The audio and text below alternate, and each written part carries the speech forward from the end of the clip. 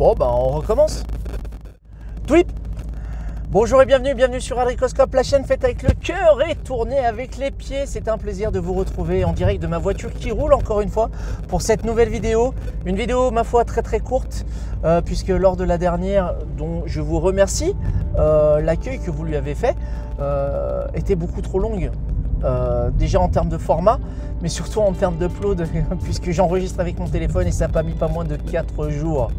4 jours, montage inclus, pour pouvoir atterrir sur la plateforme YouTube. Donc du coup, là aujourd'hui, on va faire une vidéo, ma foi, un peu plus speed. Mais attention, on respecte la limitation de vitesse, les amis. On déconne pas avec ça.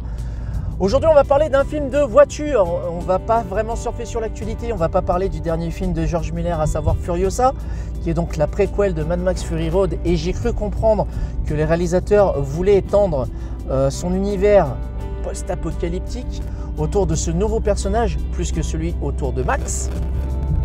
Plus qu'autour de Max, pardon. Et j'avoue que le temps me manque parce que, hop là, je suis dans les cartons, je suis en plein déménagement et du coup, c'est compliqué. C'est compliqué de se dégager du temps pour savourer tranquillement une bonne petite séance de cinéma. Parce que je dois dire qu'un film comme celui de Miller, ça doit s'apprécier à mon avis sur grand écran et parce qu'il a été pensé comme tel. Voilà. Si vous l'avez vu, n'hésitez pas à me dire dans les commentaires ce que vous en avez pensé. Hein. Bien entendu, dans la limite et la cordialité du spoil, si vous pouvez vous abstenir au maximum de spoiler, ce serait super sympa de votre part. Pensez à celles et ceux qui n'ont pas encore vu vraisemblablement ce chef-d'œuvre. Non, on va pas parler de Furiosa, mais on va quand même parler d'un film de bagnole. Il ne s'agit pas de la franchise de Fast and Furious qui ne m'intéresse pas plus que ça. Il s'agit d'un film que j'ai eu plaisir à redécouvrir sur la plateforme de streaming Netflix. Un film réalisé par James Mangold avec Matt Damon et Christian Bale. Je veux bien évidemment parler de Ford versus Ferrari, traduit sous nos latitudes par Le Mans 66, sorti en 2019. Donc c'est un film qui est quand même relativement récent. Il a déjà 6 ans pépère, qui raconte la véritable histoire du constructeur Ford qui se lance à la conquête du mythologique circuit des 24 heures du Mans, détenu sans concession. Notez que je fais des jeux de mots avec la bagnole. Sans concession par la Scuderia Ferrari, donc l'écurie Ferrari, tenant du titre par ces belles voitures italiennes surpuissantes. Et pour ce faire, Ford va demander à Carroll Shelby, ancien pilote de NASCAR, champion en titre de ces mythologiques circuits de voitures américains, et qui va s'associer à son tour avec un pilote chevronné, nerveux et au véritable caractère de cochon qu'on surnomme Bulldog, incarné par Christian Bale donc. Et j'ai bouffé le nom hélas de ce pilote qui a réellement existé. Et en fait, ce film est fabuleux. Il est fabuleux parce que si vous aimez les films de bagnole, vous allez y trouver votre compte. Mais si vous n'aimez pas les films de bagnole, vous allez y trouver votre compte aussi. Puisqu'en fait, pendant ces quelques 2h10, je crois, on va suivre en fait l'histoire de ces deux gars qui vont se lancer dans cette croisade automobile mécanique. Forcément, il va y avoir des tensions, il va y avoir des frictions, il va y avoir des enjeux sociétaux, des enjeux politiques, mais ce n'est pas rébarbatif, ce n'est pas écœurant, ça ne bascule pas dans le pathos, ça fait le job véritablement, et c'est génial, Moi, les scènes de bagnole, je les ai appréciées pour ce qu'elles étaient. Et il y avait une réelle immersion dans tout ça. Et je pense notamment à une scène en particulier qui se déroule de nuit et sous la flotte, qui est vertigineuse dans sa réalisation. Et je trouve que c'est vraiment proprement haletant.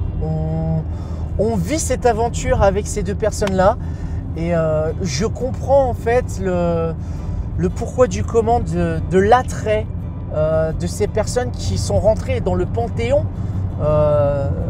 du Hall of Motors, je crois, qui est un petit peu le panthéon automobile des pilotes automobiles. Et ça, franchement, ça fait extrêmement plaisir de voir ce petit morceau d'histoire, certes romancé pour les besoins du film, mais l'alchimie purée, elle fonctionne tellement bien.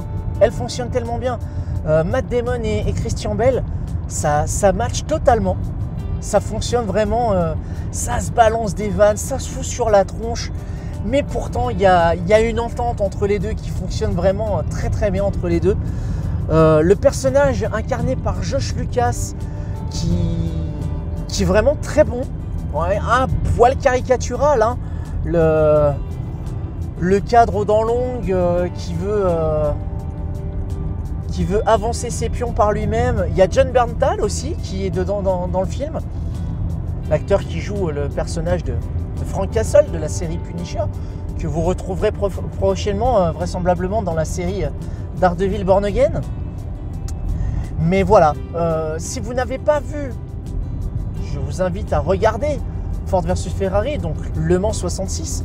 Si vous avez déjà vu ce film, je ne saurais que trop vous conseiller de le revoir, parce que c'est vraiment une expérience, ce film. Et pour moi, c'est un petit regret, parce que j'aurais véritablement apprécié le regarder sur grand écran pour pouvoir apprécier justement cette immersion au niveau de la mise en scène de la course automobile.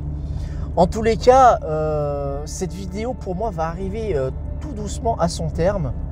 Je fais attention à ne pas dépasser la limitation de vitesse.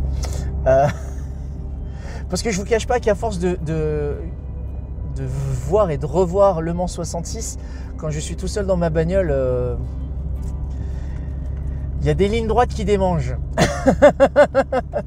Mais non, on se retient, on fait pas les cons. Parce que bon, voilà, la sécurité, c'est quelque chose d'important, il ne faut pas déconner avec ça. N'hésitez pas, évidemment, à me dire si oui ou non vous avez apprécié ce film, si oui ou non vous êtes un véritable mordu des courses automobiles, et que ce biopic du film de Mangold, Le Mans 66, ait été apprécié ou non. N'hésitez pas à me dire pourquoi vous avez aimé, pourquoi vous n'avez pas aimé. Si c'est la mise en scène, si c'est le choix des acteurs, si c'est le détournement de certains faits qui ont été lissés, qui ont été pourquoi pas gommés pour coller davantage au ton du film. J'avoue que je suis assez curieux de connaître votre avis, les amis, là-dessus, sur ce sujet. Dans tous les cas, moi je vais devoir vous laisser. Je vous remercie d'avoir regardé cette vidéo jusqu'au bout. N'hésitez pas, bien évidemment, si ça vous a plu, à la partager, à commenter, à liker. Et d'ici là, portez-vous bien, pleine de funkitude, et à bientôt pour une prochaine vidéo. Ciao! J'oublie la pluie de funkitude. C'est con quand même. C'est pas ma marque de fabrique, ça? Ciao!